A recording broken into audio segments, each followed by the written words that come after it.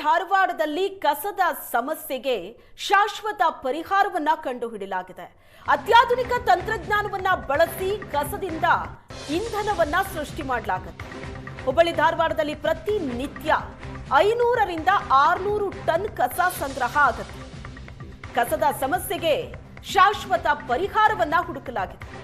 157 ಕೋಟಿ ವೆಚ್ಚದಲ್ಲಿ ಕಸದಿಂದ ಕಲ್ಲಿದ್ದಲು ತಯಾರಿಸುವಂತಹ ಘಟಕ ಸ್ಥಾಪನೆಯಾಗಿದೆ.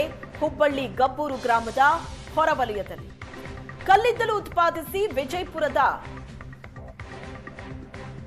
ಕುಡಗಿ ಉಷ್ಣ ವಿದ್ಯುತ್ ಸ್ಥಾವರಕ್ಕೆ ಬಳಕೆ ಮಾಡಲಾಗುತ್ತೆ. ಕಸದಿಂದ ಕಲ್ಲಿದ್ದಲಿನಿಂದ ವಿದ್ಯುತ್ ಉತ್ಪಾದನೆಗೆ ಚಾಲನೆ ನೀಡಲಾಗಿದೆ. ಪ್ರತಿದಿನ 200 ಟನ್ ಕಸದಿಂದ 120 ಟನ್ ಕಲ್ಲಿದ್ದಲು ಉತ್ಪಾದನೆ ಆಗುತ್ತೆ. ಸಾಂಪ್ರದಾಯಿಕ ಕಲ್ಲಿದ್ದಲು ಪರ್ಯಾಯವಾಗಿ ಹಸಿರು ಇಂಧನ ಬಳಕೆಯಾಗಲಿದೆ.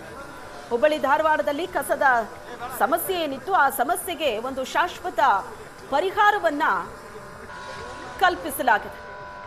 ಅತ್ಯಾಧುನಿಕ ತಂತ್ರಜ್ಞಾನವನ್ನ ಬಳಸಿ ಕಸದಿಂದ ಇಂಧನ ಸೃಷ್ಟಿ ಮಾಡುವಂತಹ ಹಾದಿ ಇದು.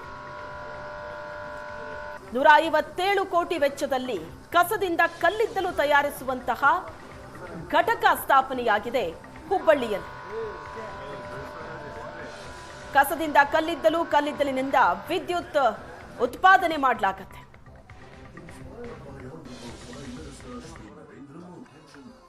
ಕಸದಿಂದ ರಸ, ಕಸದಿಂದ ಗೊಬ್ಬರ ತಯಾರು ಮಾಡಿದ್ ನೋಡಿದ್ವಿ. ಕಸದಿಂದ ಬೇರೆ ಬೇರೆ ಡಾಂಬರ್ ಉತ್ಪಾದನೆಗಳನ್ನು ತಯಾರು ಮಾಡಿ ರಸ್ತೆಗೆ ಹಾಕೋದನ್ನ ನೋಡಿದ್ವಿ. ದೇಶದಲ್ಲಿ 2ನೇ ಅತಿ ದೊಡ್ಡ ಕಸದಿಂದ ಚಾರ್ಕೋಲ್ ಉತ್ಪಾದನೆ ಮಾಡುವಂತ ಕಲ್ಲಿದ್ದಲನ್ನು ಉತ್ಪಾದಿಸುವಂತಹ ಘಟಕವನ್ನ ಹುಬ್ಬಳ್ಳಿಯಲ್ಲಿ ಲೋಕಾರ್ಪಣೆ ಮಾಡಲಾಗ್ತಾ ಇದೆ. NTPC ಸಂಸ್ಥೆ, ನ್ಯಾಷನಲ್ ಥರ್ಮಲ್ ಪವರ್ ಕಾರ್ಪೊರೇಷನ್ ಸಂಸ್ಥೆ ಏನಿದೆ, ಅದರ ಅಂಗಸಂಸ್ಥೆಯಾದಂತಹ NTPC ವಿದ್ಯುತ್ ವ್ಯಾಪಾರ ನಿಗಮ ಲಿಮಿಟೆಡ್ನಿಂದ ಇಲ್ಲಿ ಚಾರ್ಕೋಲ್ ಉತ್ಪಾದನಾ ಘಟಕವನ್ನ ಹುಬ್ಬಳ್ಳಿ ಹೊರವಲಯದಲ್ಲಿ ಸ್ಥಾಪಿಸಲಾಗಿದೆ. ಹುಬ್ಬಳ್ಳಿ ಧಾರವಾಡ ನಿಮಗೆ ಗೊತ್ತಿರೋ ಹಾಗೆ ಅತ್ಯಂತ ಶರವೇಗದಲ್ಲಿ ಬೆಳೆಯುತ್ತಿರುವಂತಹ ಮಹಾನಗರಗಳ ಪೈಕಿ ಒಂದು. ಪ್ರತಿನಿತ್ಯ ಇಲ್ಲಿ ಹುಬ್ಬಳ್ಳಿಯಲ್ಲಿ 400 ರಿಂದ 500 ಟನ್ ಕಸ ಸಂಗ್ರಹ ಆಗುತ್ತೆ. ಅದರಲ್ಲಿ 200 ರಿಂದ 250, 300 ಟನ್ನಷ್ಟು ಒಣ ಕಸ ಸಂಗ್ರಹ ಆಗುತ್ತೆ.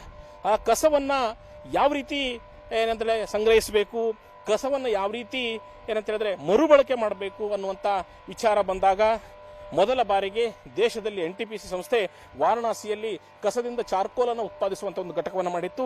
ಅಂಥದ್ದೇ ಒಂದು ಘಟಕ ಕೇಂದ್ರ ಸಚಿವ ಪ್ರಹ್ಲಾದ್ ಜೋಶಿ ಅವರ ಕಾಳಜಿ ಮೇರೆಗೆ ಹುಬ್ಬಳ್ಳಿಯಲ್ಲಿ ಸ್ಥಾಪನೆ ಮಾಡಲಾಗಿದೆ. ಮನೆಗಳಿಂದಲೇ ಕಸವನ್ನ ಸಂಗ್ರಹಿಸುವ ಸಂದರ್ಭದಲ್ಲಿ ಅದನ್ನ ಹಸಿ ಕಸ ಮತ್ತು ಒಣ ಕಸವಾಗಿ ಬೇರ್ಪಡಿಸಲಾಗುತ್ತೆ.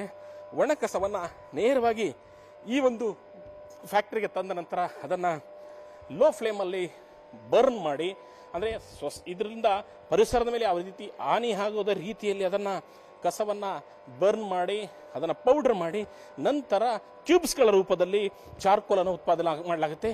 ಇಲ್ಲಿ ಉತ್ಪಾದನೆಯಾಗುವಂತ ಪ್ರತಿನಿತ್ಯ 120 ಟನ್ಗಿಂತಲೂ ಅಧಿಕ ಏನು ಚಾರ್ಕೋಲ್ ಇದೆ, ಅದೆಲ್ಲವೂ ಕೂಡ NTPC ಅಂದ್ರೆ ವಿಜಯಪುರ ಜಿಲ್ಲೆಯ ಕೂಡ್ಗಿ ಬಳಿ ಇರುವಂತಹ ನ್ಯಾಷನಲ್ ಥರ್ಮಲ್ ಪವರ್ ಪ್ಲಾಂಟ್ ಏನಿದೆ ಅಲ್ಲಿ ಬಳಕೆ ಆಗುತ್ತೆ. ನಿಮ್ಗೆ ಗೊತ್ತಿರಬಹುದು, ಎಲ್ಲ ಪವರ್ ಪ್ಲಾಂಟ್ಗಳಿಗೆ ಏನಂತ ಹೇಳಿದ್ರೆ ಈ ಕಲ್ಲಿದ್ದಲನ್ನ ನಾವು ಕೊಡ್ತೇವೆ. ಆ ಕಲ್ಲಿದ್ದಲನ್ನ ಗಣಿಗಳಿಂದ ತರ್ತಾರೆ.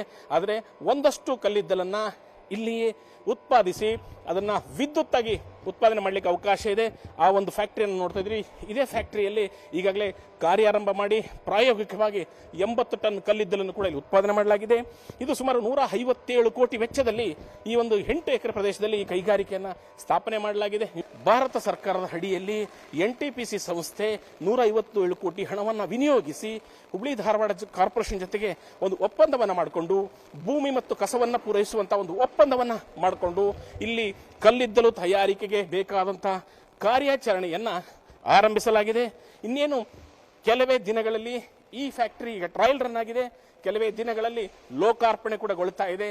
ಇದನ್ನ ಕೇಂದ್ರ ಸಚಿವರಾದಂತಹ ಪ್ರಹ್ಲಾದ್ ಜೋಶಿ ಅವರು ಹುಬ್ಬಳ್ಳಿ ಧಾರವಾಡದಲ್ಲೇ ಮಾಡಬೇಕು ಅನ್ನುವಂತ ಪಟ್ಟು ಹಿಡಿದು ತೆಗೆದುಕೊಂಡು ಬಂದು ಒಂದು ಕಸಕ್ಕೆ ಮುಕ್ತಿ ಹಾಡುವಂತ ಕೆಲಸವನ್ನ ಮಾಡಲಾಗಿದೆ. ಇದು ನಾವು ನಿಮಗೆ ತೋರಿಸಿದಂತ ಫ್ಯಾಕ್ಟರಿ. ಹುಬ್ಬಳ್ಳಿಯಿಂದ ಕ್ಯಾಮರಾಮನ್ ನನ್ನ ಜೊತೆ ಗುರುರಾಜ್ ಉಗಾರ್, ಏಷ್ಯಾನೆಟ್ ಸುವರ್ಣ ನ್ಯೂಸ್.